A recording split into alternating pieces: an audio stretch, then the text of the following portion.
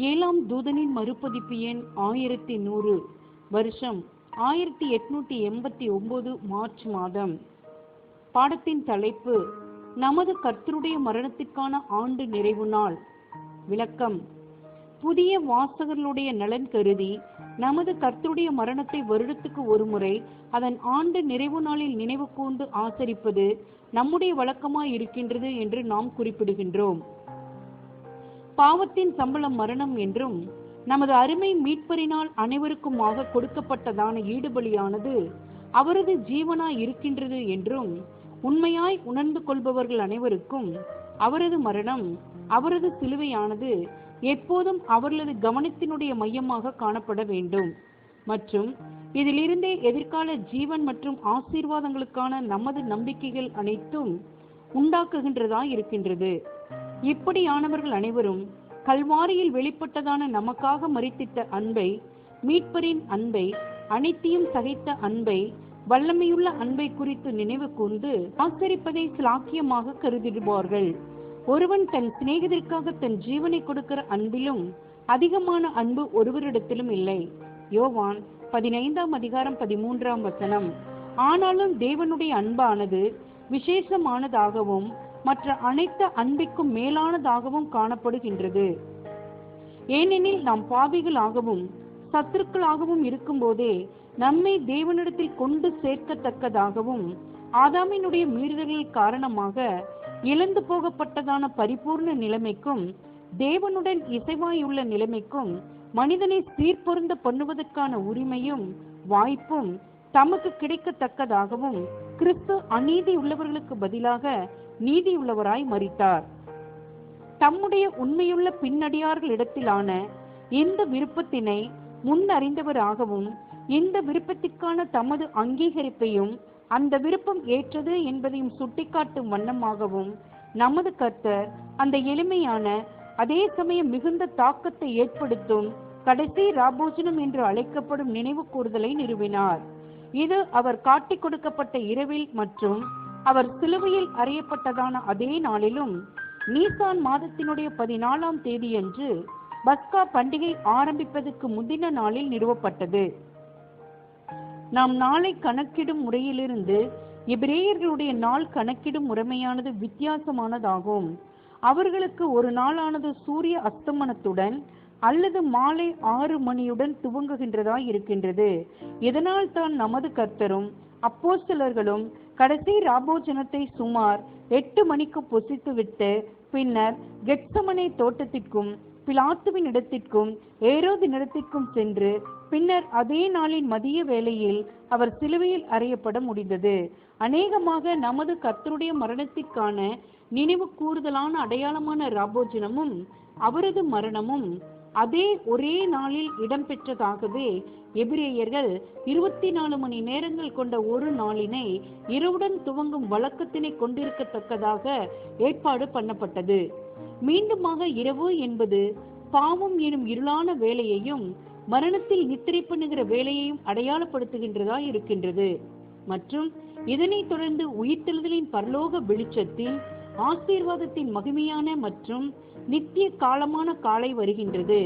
இந்த காலையானது 1000 வருட யுகத்தில் நீதியின் சூரியன் தனது செட்டைகளின் ஆரோக்கியத்துடன் உதிக்கையில் துவங்குகின்றதா இருக்கின்றது.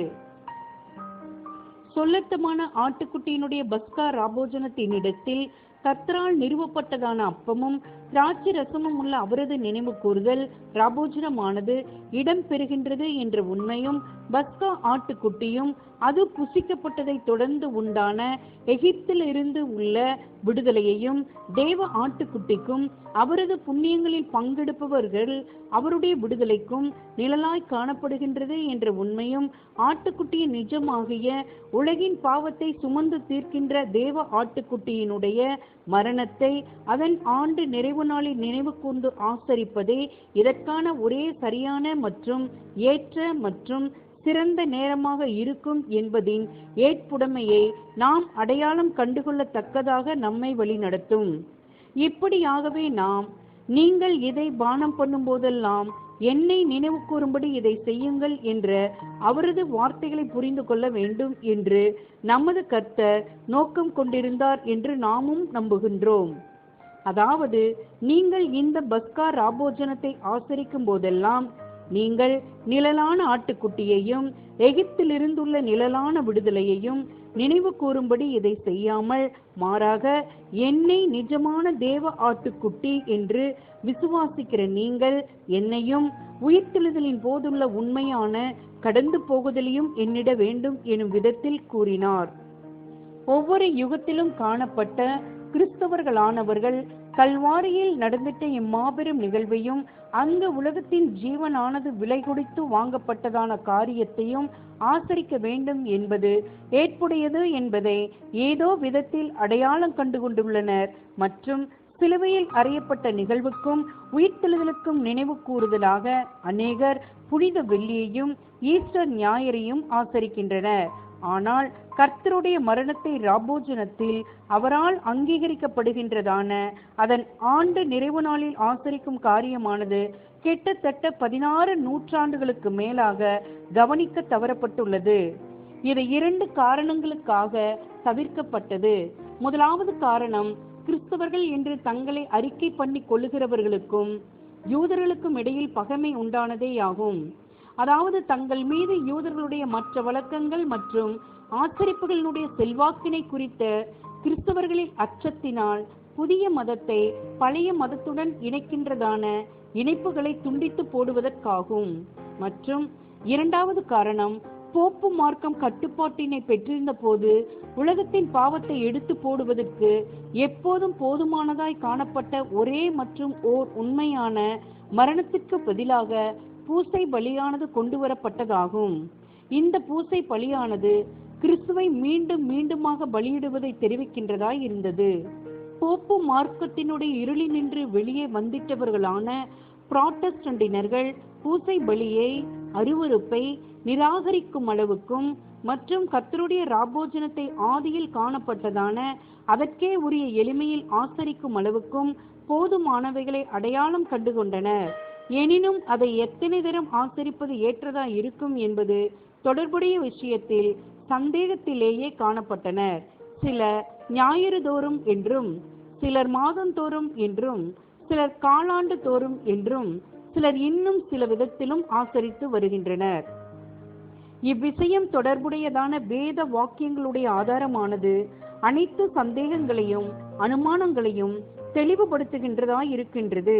மற்றும் அதன் ஆதி எளிமையிலும் முழுக்க அர்த்தம் நிறைவின நிலையிலும் நினைவு கூறுதல் குறித்த கட்டளையை முன்வைக்கின்றதாய் இருக்கின்றது. இவ்விஷயம் குறித்து ரீப்ரிண்ட் நம்பர் 10-13 நாம் விளக்கி இருப்பினும், புதிய வாசகர்களுக்கு அதே ரீப்ரிண்ட் சென்னின் கீழான புதிய தலைப்பாகிய என்னை நினைவு கூறும்படி இதை செய்யுங்கள் எனும் பாடத்தினை பரிந்துரைக்கின்றோம். நம்மிடத்தில் அதனுடைய சில பிரதிகள் காணப்படுகின்றது. மற்றும் இக்கண்ணோட்டத்திலிருந்து இப்பாடத்தினை படிக்க விரும்புகிறவர்களுக்கு நாம் அந்த பிரதிகளை இலவசமாய் கொடுக்க விரும்புகின்றோம். யூதர்களால் கை கொள்ளப்படும் விதம் போலவே அப்போஸ்தலர்களால் கை கொள்ளப்பட்டது போன்றும் ஆதி திருச்சபையினரால் கை கொள்ளப்பட்டது போன்றும் இந்த ஒரு நிகழ்வை அதன் ஆண்டு நிறைவு நாளில் ஆசரிக்கும் பழக்கத்தினை நாமும் கொண்டிருக்கின்றோம். அதாவது சூரிய கால கணக்கிடுதலின்படியாக அல்லாமல் சந்திர கால கணக்கிடுதலின்படி ஆகும். ஆதி திருச்சபையினர் சந்திர காலத்தை பின்பற்றினது போல நாமும் பின்பற்றுகையில் அந்த நாளானது வாரத்தினுடைய ஏதோ ஒரு நாளாய் இடம்பெறுகின்றது. புனித வெள்ளியையும் ஈஸ்டர் ஞாயிறு முதலானவைகளை ஆசரிப்பவர்கள் சந்திர கணக்கிடுதலையே பயன்படுத்துகின்றனர். எனினும் துல்லியமாய் அல்ல. ஏனெனில் துல்லியமான சந்திர கால கணக்கிடுதலின்படியான தேதிக்கு பதிலாக அதற்கு அருகாமையில் காணப்படுகின்றதான வெள்ளிக்கிழமையையும் ஞாயிற்றுக்கிழமையையும் ஆண்டு நிறைவு நாட்களாய் தெரிவு செய்து கொள்கின்றனர். இந்த வருடம் அது ஏப்ரல் 14ஆம் தேதி ஞாயிறு மாலையாக 6 மணிக்கு மேல் இருக்கின்றது. அந்த நாள் மாலையில் 6 மணிக்கு எபிரேய மாதமாகிய நீசான் மாதத்தின் 14ஆம் தேதி துவங்குகின்றதா இருந்து திங்கட்கிழமை மாலை 6 மணி வரை நீடிக்கின்றதா இருக்கின்றது. இந்த திங்கட்கிழமை மாலை 6 மணிக்கு பஸ்கா பண்டிகை என்று அழைக்கப்படும் யூதர்களுடைய 7 நாள் பண்டிகையினுடைய முதலாம் நாளாகிய நீசான் 15ஆம் நாள் துவங்குகின்றதா இருக்கின்றது. நாம் அவர்களது பண்டிகையையும் ஆசரிப்பதில்லை மற்றும் சொல்லத்தமான ஆட்டுக்குட்டியையும் பயன்படுத்துகிறதில்லை. நம்முடைய ஆசரிப்பானது நிஜமான உண்மையான தேவ ஆட்டுக்குட்டியாய் காணப்படுகின்றவர் பற்றியாகும். மற்றும் இவருக்கே அப்பமும் திராட்சை ரசமும் அடையாளங்களாய் காணப்படுகின்றது. எதிர்காலத்தில் நாம் யூதர்களுடைய சந்தோஷத்தின் 7 நாட்கள் பண்டிகையினுடைய நிஜத்தை தேவனுடைய ஜனங்கள் அனைவரும் இஸ்ரேலர்களால் அடையாளப்படுத்தப்படுபவர்கள், அவரோடு இசைவிற்குள்ளாக வந்து விட்டவர்களும் அவரோடு இசைவிற்குள்ளாக வரும் அனைவரும் பாவம் மற்றும் அதன் பின்விளைவாகிய மரணத்தை கடந்து வந்து அக்கறையில் வந்து நிற்கும் போதும் மற்றும் இப்பொழுது முதற்பேரான சபையையும் இவர்களை பின்தொடர்ந்து வரவும் கர்த்தரை சேவிக்கும் விரும்புகின்றவர்களையும் அடிமைப்படுத்துவதற்கு நாடிக்கொண்டிருக்கின்றதான சாத்தானும் ஈட்டிகளும் கவன்களும் பொல்லாப்பான தந்திரமுள்ள ரதங்களும் உள்ள அவனது மனமார்ந்த பின்னடியார்களும் இறுதியில் முற்றிலுமாக ஜெயங்கொள்ளப்படும் போதும் 2ஆம் அல்லது நித்தியமான மரணத்துக்குள் தள்ளப்படும் போதும் நாம் கொண்டாடுவோம். இவர்களது இந்த இறுதி அழிவானது பார்வோனும் அவனது குதிரை வீரர்களும் செங்கடலில் மூழ்கடிக்கப்படுவதில் பலப்படுத்தப்படுகின்றது. இந்த அழிவிலிருந்து ஆட்டுக்குட்டியினுடைய இரத்தத்தின் கீழ் காணப்பட்டதான அனைவரும் காப்பாற்றப்பட்டனர். தற்காலமாகிய சுவிசேஷ யுகமாகிய அந்த இரவில் முதற்பேரானவர்கள் மாத்திரம் காப்பாற்றப்படாமல் அல்லது தப்புவிக்கப்படாமல் இவர்களால் அடுத்த நாள் காலையில் 1000 வருட யுகத்தில் வழிநடத்தி வரப்பட்டதான கர்த்தருடைய ஜனங்கள் அனைவரும் கூட காப்பாற்றப்பட்டனர்.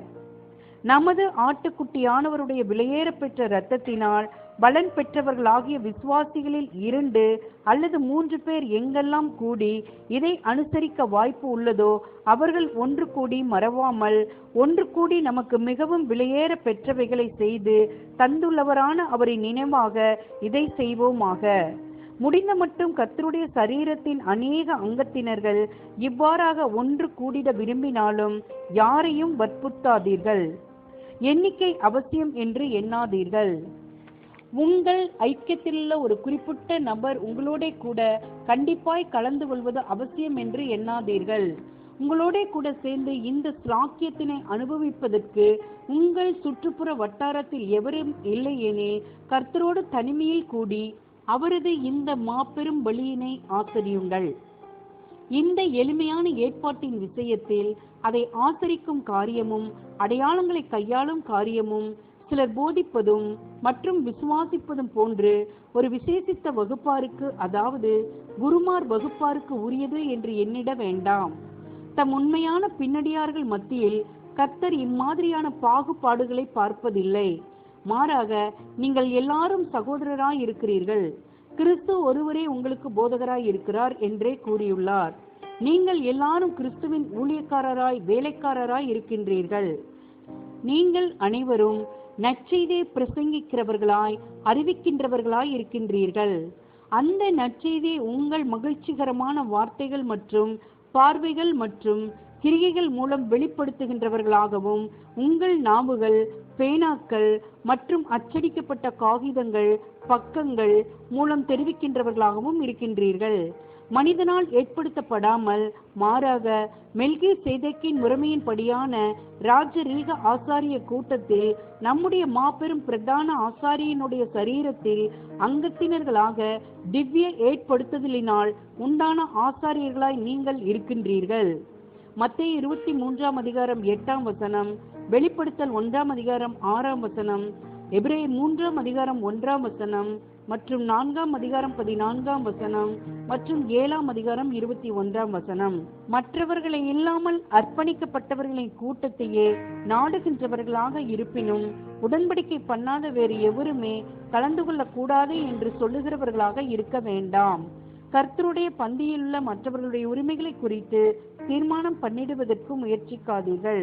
உங்களால் நிராகரிக்கப்படும் எவரேனும் கூடிடுவதற்கும் அனுசரிப்பதற்கும் விரும்புவார்கள். ஆனால் கர்த்தரோடு கூட அன்று வஞ்சகன் பந்தியில் காணப்பட்டான் என்றும் அந்த இரவில் அவன் பணத்திற்காக அவரை காட்டிக் கொடுத்தான் என்றும் நினைவில் கொள்ளுங்கள். பிசாசுக்கு ஊழியம் புரிந்திட்ட யூதாசை பிசாசு வெளியே புறப்பட்டு போக வைப்பது வரையிலும் கர்த்தர் யூதாசை சகித்து கொண்டு இருந்தாரானால் இப்பொழுதுள்ள அந்த வகுப்பார் சார்பிலான பிரிந்து செல்லுதலும் அவர்கள் ஆலேயே நடைபெறத்தக்கதாக நீங்களும் காத்திருக்கலாம். அழிகினியில் உள்ள சபையாராகிய எங்களோட கூட இங்கு வந்து கூடிடுவதற்கும் ஆசரிப்பதற்கும் வாய்ப்புகள் உள்ள அனைவருக்கும் அழைப்பு விடுப்பதும், தொலைவில் இருந்து வருகின்றவர்கள் அனைவரையும் எங்களால் முடிந்த மட்டும் உபசரிப்பதும் எங்களுடைய வழக்கமாய் இருந்து வருகின்றது. மேலும் நாங்கள் மீண்டுமாக இந்த வருடத்தில் அன்போடே கூட இந்த அழைப்பை விடுக்கின்றோம். நாம் நம்முடைய மீட்பரின் பலியை நினைவு கூர்ந்து ஆசரிப்பதற்கும் பின்தொடரும் 3 தினங்களிலும் அதன் ஐஸ்வர்யத்தையும் பலன்களையும் இப்பொழுது அர்ப்பணிக்கப்பட்ட சபைக்கும் எதிர்காலத்தில் பூமியின் குடிகள் அனைத்திற்குமான பலன்களையும் குறித்து சிந்தனை செய்வதற்கும் வர முடிந்தவர்கள் அனைவரும் வாருங்கள். இனியும் அழைப்பு விடுக்கப்படும் என்றோ தனிப்பட்ட அழைப்பு விடுக்கப்படும் என்றோ காத்திருக்காதீர்கள். வருகின்றவர்கள் அனைவரும் வரவேற்கப்படுகின்றனர் மற்றும் இது உங்களுக்கான விசேஷித்த அழைப்பாகும். ஆனால் எவரும் கசப்பான இருதயத்தோடு அல்லது பெருமையோடு அல்லது வீணான மேட்டிமையோடு வராமல் மாறாக மீட்பருக்கான அன்பில் நிரம்பி வழியும் இருதயத்தோடும் மற்றும் அவரை குறித்தும் அவரது சித்தம் குறித்தும் திட்டம் குறித்தும் நமக்கான ஸ்லாக்கியம் குறித்தும் நன்கு அறிந்து கொள்ள வேண்டும் என்ற வாஞ்சையில் நிரம்பின இருதயத்தோடும் வாருங்கள். நாம் அனைவரும் ஒன்று கூடிடலாம். உங்களால் வர முடியுமா என்பது குறித்து முடிந்த மட்டும் சீக்கிரமாய் முடிவு செய்யுங்கள். உங்களால் வர முடியும் என்று நீங்கள் எண்ணுகின்றீர்கள் ஆனால் இது குறித்து மாத்திரம் எங்களுக்கு கடிதமோ அல்லது அஞ்சல் அட்டையோ அனுப்பி வையுங்கள். உங்கள் முகவரியை தெளிவாய் குறிப்பிடுங்கள் மற்றும் உங்களோட கூட வேறு யாராவது வருகின்றார்கள் என்றால் அவர்களை குறித்தும் நீங்கள் எந்த ரயில் பாதை வழியாக வருவீர்கள் என்பது குறித்தும் எந்நேரத்தில் வந்து சேருவீர்கள் என்று எதிர்பார்க்கப்படலாம் என்பது குறித்தும் தெளிவாய் குறிப்பிடுங்கள். கிறிஸ்துவுக்குள்ளாக அவரது மரணத்திற்குள்ளாக மூழ்குதலை அல்லது உண்மையான ஞான ஸ்நானத்தை அடையாளப்படுத்துகின்றதான தண்ணீர் ஞானஸ்தானத்திற்கான வாய்ப்பு அக்கூடுகையின் போது காணப்படுமா என்று கேட்கப்பட்ட அநேக கேள்விகளுக்கு பதில் ஆம், அதற்கான நல்ல வாய்ப்புள்ளதென நாம் கூறுகின்றோம். கிறிஸ்துவுக்குள் தாங்கள் ஏற்கனவே ஸ்நானம் கொண்டுள்ளதை உணர்ந்தவர்களாக கர்த்தரையும் அப்போஸ்தலர்களையும் தண்ணீர் ஞான ஸ்நானத்தில் பின்பற்றிடுவதற்கு விரும்புகின்றவர்கள் ஏப்ரல் 14 ஞாயிறன்று மதிய வேளையில் இதற்கான வாய்ப்பினை பெற்றுக்கொள்வார்கள். இப்படியாக ஞான ஸ்நானம் எடுப்பவர்கள் அனைவரும் இது விஷயம் குறித்து தங்கள் வேதாகமத்துடனும் கண்கார்டன்ஸ் உடனும் ரீப்ரின்ஸ் 1539 பக்கத்தையும் கவனமாய் படிப்பதற்கு கேட்டுக்கொள்ளப்படுகின்றனர். கடந்த பஸ்கா ராபோஜனத்தின் போது 23 பேர் இத்தகையதொரு ஸ்லாக்கியத்தினை சந்தோஷத்துடன் பயன்படுத்தி கொண்டனர். ஆகையால் எவரையும் இப்படியாக தங்கள் அர்ப்பணிப்பை வெளியரங்கமாய் அறிக்கை பண்ணிடுவதற்கு நாம் வற்புறுத்தவில்லை. இன்னும் தண்ணீர் ஞானஸ்தானத்தை ஐக்கியத்திற்கான பரீட்சையாகவும் நாம் வைக்கிறதில்லை. எனினும் முழுமையாய் அர்ப்பணம் பண்ணியுள்ள ஒருவர் தண்ணீர் ஞானஸ்தானத்தினுடைய அருமையையும் ஏற்புடைமையையும் பார்ப்பதற்கு சீக்கிரமாகவோ அல்லது கொஞ்ச காலம் கழித்தோ வழிநடத்தப்படுவார் என்றும் அவர் எப்போது பார்க்கின்றாரோ அது முதல் அது அர்ப்பணத்திற்கான ஆழத்திற்கும் மற்றும் உலகத்திற்கும் அதன் கருத்துகளுக்கும் கிறிஸ்துவோட கூட மறித்து விடுவதற்கான உண்மைக்குமான பரீட்சையாக மாறிவிடுகின்றது என்றும் நாம் நம்புகின்றோம். கர்த்தரினால் பயன்படுத்தப்பட்ட அப்பமானது புளிப்பில்லாத அப்பமாகும். புளிப்பினால் உப்பப்படாமல் உண்டாக்கப்பட்ட அப்பமாகும். இது கிட்டத்தட்ட மாவு மற்றும் தண்ணீரினால் செய்யப்பட்ட சாதாரணமான ரொட்டி போன்று காணப்படும். ஆனால் பெரியதாகவும் மெல்லியதாகவும் காணப்படும். எபிரேய குடும்பத்தாரிடம் இருந்து இத்தகைய அப்பத்தை பெற்றுக்கொள்ள முடிந்ததானால் பெற்றுக்கொள்ளுங்கள். இல்லையேல் மாவு மற்றும் தண்ணீரினால் செய்யப்பட்ட சாதாரணமான ரொட்டி பெற்றுக்கொள்வது வசதியாய் இருந்தால் அதையே பயன்படுத்துங்கள்.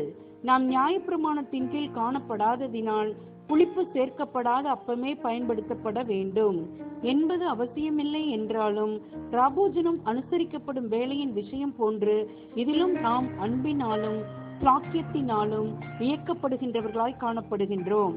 சரியான வேளையில் அனுசரிப்பதில் உள்ள விசேஷித்த ஏற்புடைமையை காண்பதினால் ராபோஜனத்தை சரியான வேளையில் ஆசரித்திட நாம் விரும்புவது போலவே அப்பத்தின் விஷயமும் காணப்படுகின்றது.